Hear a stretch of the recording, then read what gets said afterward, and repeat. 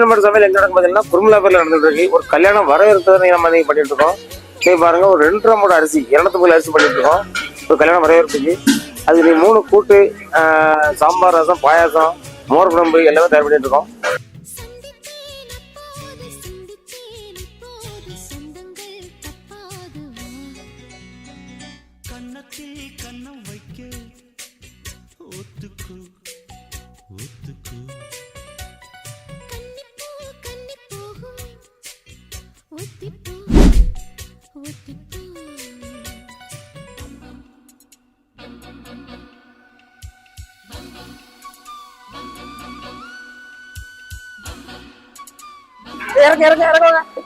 தென்காசி மாவட்டத்திலே நீ குற்றாலம் சாரலாம் பாருங்க. இன்னைக்கு இந்த மலைகள் நினைச்சிட்டு நம்ம சமையல் பண்ணது. இன்னைக்கு குற்றாலம் சாரலாம் ஆரம்பிச்சாச்சு.